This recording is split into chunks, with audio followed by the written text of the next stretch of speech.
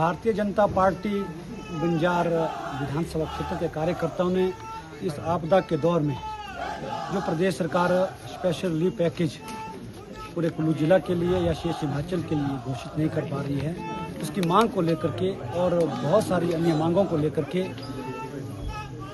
SDM के माध्यम से हमने प्रदेश के गवर्नर को, राज्यपाल महोदय को, मुख्यमंत्री को, लोक मंत्री को एक ज्ञापन प्रेषित किया है, जिसमें हमने कहा है कि विशेष रिलीफ पैकेज मिलना चाहिए, रिलीफ मिलनी चाहिए, जल्दी उसकी नोटिफिकेशन करें। और उसके साथ कुछ अनियमितताएं भी पाई जा रही हैं, उसको लिए भी कि उसकी प्रॉपर गाइडलाइन हो, क्लियर वो सारी चीज़ें हों। उन सब मांगों को लेकर के कि पिछले कई महीनों से यहाँ पर सरकार की ओर यहाँ की जनता देख रही है, लेकिन कोई भी मंत्री, मुख्यमंत्री इस क्षेत्र के अंदर किसी तरह के भी राहत लेने के लिए, दुख बांटने के लिए किसी तरह की पहल नहीं की गई है।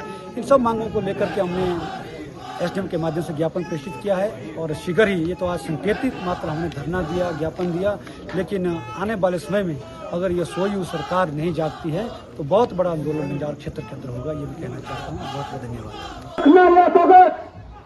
जिस तरह से आज हमको परेशान किया इस सरकार ने, जिस तरह से लोगों को तंग करने का काम ये इन्होंने किया है, उस तरह का दौर जब 27 में आएगा, अभी पंचायती राज संस्थाओं के चुनावों में आएगा, ये बात याद रखना।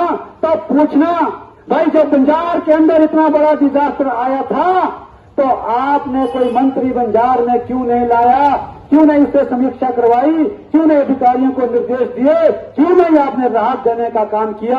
अभी भी लोगों को तंग कर रहे हैं, जो घर रहने लायक नहीं है, जिसमें रहा नहीं जा सकता है, उसको टोटल डैमेज नहीं कर रहे। अभी भी कह रहे हैं कि नहीं ये ठीक हो जाएगा, इसमें गिरा रहे आइए, इसको पूरा गिरा दीजिए। यानी कि यह सरकार आपदा के दौरान यह सरकार स्वयं लोगों के ऊपर आपदा बनी हुई है।